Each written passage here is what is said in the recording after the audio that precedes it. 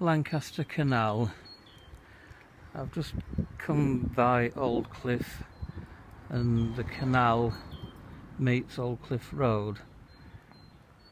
This is the south end of Haverbrechts. Further down is an area known as Deep Cutting, which refers to the fact that it's in a deep cutting, obviously I suppose. The irony is that this is probably the shallowest part of Lancaster Canal. At this point it will be possible to walk across without getting your hair wet.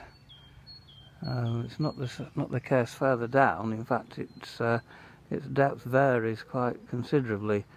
There's a splendid aqueduct across the River Lune further north, designed by John Rennie, built in 1791, and the channel in there in the aqueduct is 6 foot deep, which it doesn't really need to be.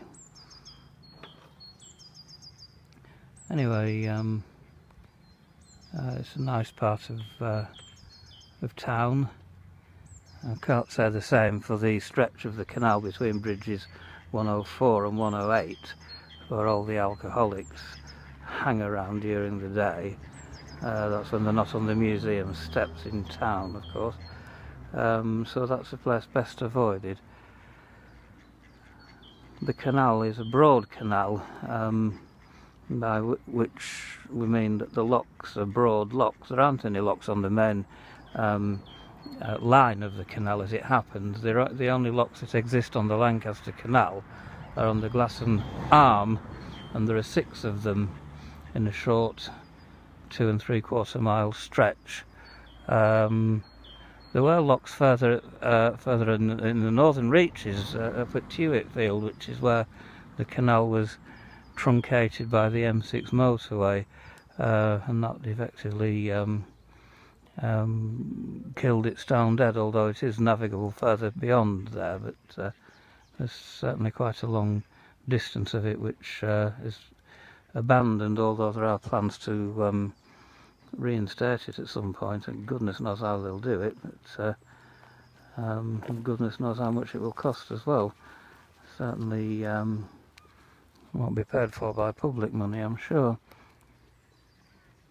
Right, anyway, I've just had about 5 or 10 minutes, and now I'm going to head off back to town and collect the tripod from Argos. I must get there before 4 o'clock, it's about 3 now. I'm sure they'll close at 4. I've just seen some ducks. I forgot to bring something to feed them. I have a bag of stale bread in the fridge at home. It's actually harder than toast, so they probably wouldn't have wanted it anyway, but next time I must remember to bring some buns or cakes or something. Righty-ho.